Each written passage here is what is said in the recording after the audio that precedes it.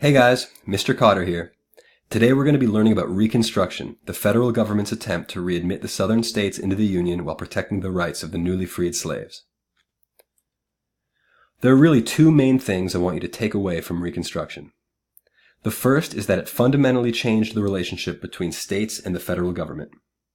During Reconstruction, the federal government took on the responsibility of protecting individual liberties against unjust state laws for the first time. Believe it or not, before the Civil War, the federal government had no power to interfere with state laws, no matter how discriminatory they were. During Reconstruction, however, the radical Republicans greatly expanded the power of the federal government through the 14th Amendment. The second main takeaway from Reconstruction is that its failure led to a century of state-approved racial discrimination that we know today as Jim Crow. The Jim Crow regime was precisely what the radical Republicans of Reconstruction wanted to avoid. Yet it came true anyway. Reconstruction was so difficult to do well because it required the Union to accomplish two often conflicting goals. First, to integrate freed slaves into a society dominated by their former slaveholders. And second, to readmit southern states without being too harsh on those who just lost the war. Around the end of the war, there were three different approaches put forward by players in the federal government, each of which prioritized these two goals of Reconstruction differently. Lincoln's presidential Reconstruction supported a lenient approach that gave amnesty or forgiveness to the vast majority of Confederate soldiers and citizens. He was even willing to readmit Confederate states after only 10% of men had taken a loyalty oath. By contrast, the radical Republicans in Congress were only willing to readmit states after more than half of men had taken a loyalty oath to the United States. In the Wade-Davis Bill of 1864, the congressional Republicans even attempted to deprive all former Confederate military officers of the right to vote.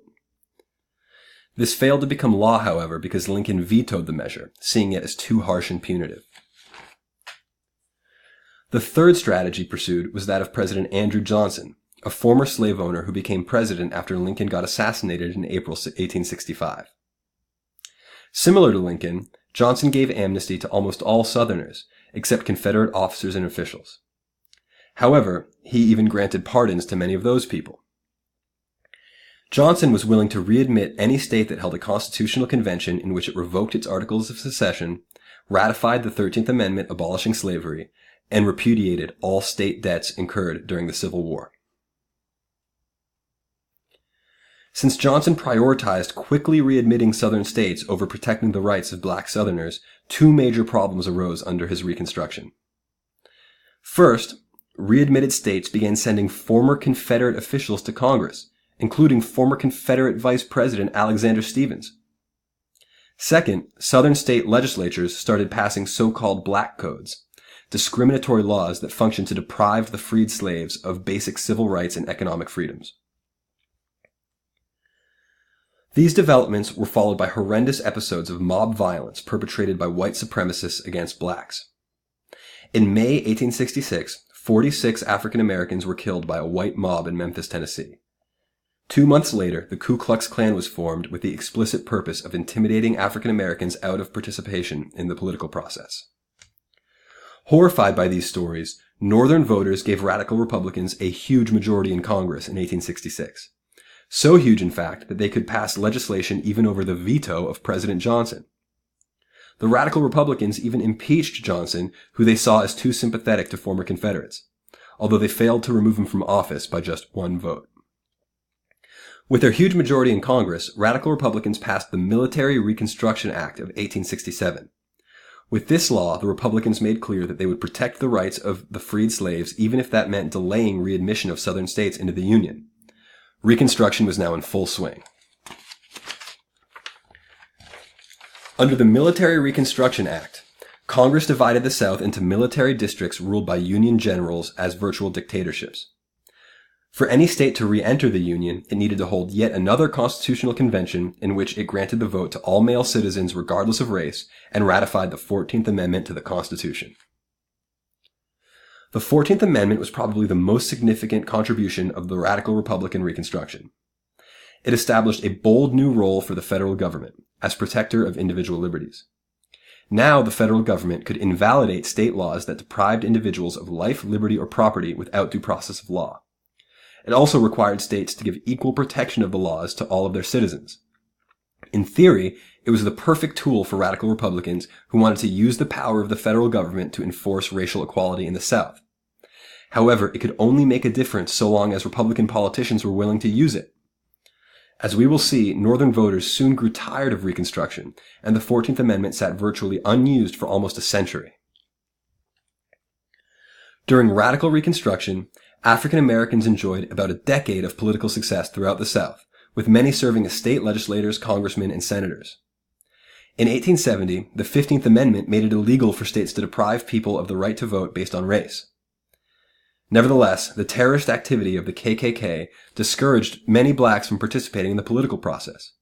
Meanwhile, Democrats did their best to convince Southern whites that their lives depended on keeping political control in white hands. Democrats also took advantage of the growing influence of big business in the administration of President Grant to win over poor whites who were more concerned about the influence of money on politics than they were about the well-being of African Americans. For these reasons, by 1876, Northern support for Reconstruction had declined considerably.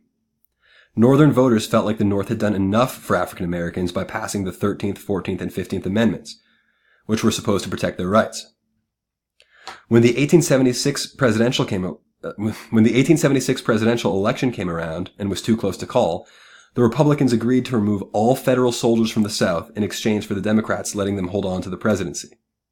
This is known as the Compromise of 1877, and it is universally regarded as the end date of Reconstruction. With Union soldiers gone, Southern states were free to adopt new state constitutions that deprived virtually all African Americans of their civil rights, including the right to vote. Between 1880 and 1910, every Southern state either adopted a new constitution or passed a series of laws designed to deprive African Americans of their civil rights. Even though the 14th and 15th Amendments gave Congress the power to stop such practices, the North no longer had the political will to do so. In 1896, in the case Plessy v. Ferguson, the Supreme Court gave its approval to Jim Crow by accepting the principle of separate but equal. The court stated that segregation did not violate the 14th Amendment so long as equal accommodations were provided to whites and blacks. In other words, the 14th Amendment was not violated so long as there was one school for whites and another school for blacks, one train for whites and another train for blacks.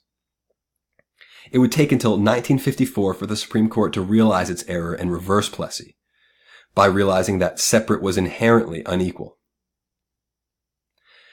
Northern Republicans never again sought to protect the rights of Southern blacks with the same fervor as they did during radical Reconstruction. Instead, we'll watch over the next couple of weeks as the Republican Party becomes the party of big business and is no longer concerned with civil rights. The Democratic Party, for their part, also continued to ignore the plight of African Americans, choosing instead to carry the standard of white populism. All right, that's all I've got on Reconstruction, and I hope you learned something good. Thanks a lot.